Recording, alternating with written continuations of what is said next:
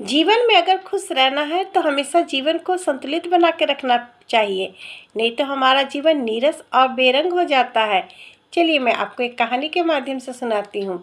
दो सहेलियाँ थी, एक का नाम था गीता, दूसरे का नाम था सुनीता। दोनों बचपन की पक्की सहेलियाँ थीं, लेकिन शादी दोनों का अलग अलग जगह हुआ।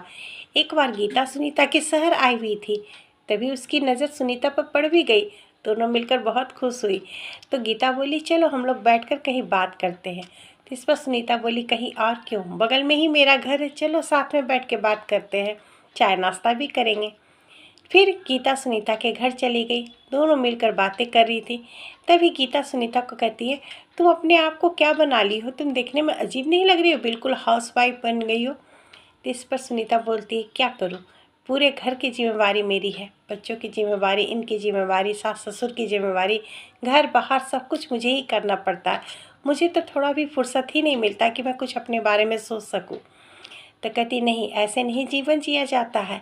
तुम मशीन नहीं हो, तुम हाड़ मांस की बनी हुई इंसान हो।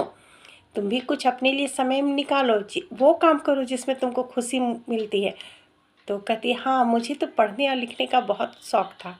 तो फिर क्यों नहीं पढ़ती और लिखती हो? तो कभी कब लिखूं, कब पढूं, मेरे पास तो कभी समय ही नहीं निकलता। तो क्या ऐसा नहीं हो सकता कि तुम्हारे पास कभी समय ही ना निकले?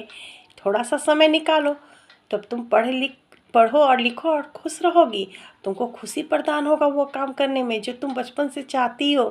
अरे काम का क्या है, काम तो हमेशा लगा ही रहेगा।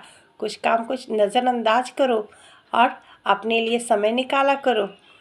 ये कहकर गीता तो चली गई। सुनीता के मन में ये बैठ गया कि हाँ, मुझे भी अपने लिए समय निकालना है। अब वो हमेशा समय निकालने की कोशिश करती है, थोड़ा थोड़ा लिखना और पढ़ना लगी, जिससे वो खुश रहने लगी और उसके चेहरे पर रौनक आ गई। वो गीता को फ़ोन करके बोलती है कि हाँ, मैं अब पढ़ भी ले रही हूँ और लिख भी रही हूँ और मैं बहुत खुश भी हूँ और पूरे घर की जिम्मेवारी भी उठा रही हूँ। ये सुनकर गीता बहुत खुश हुई।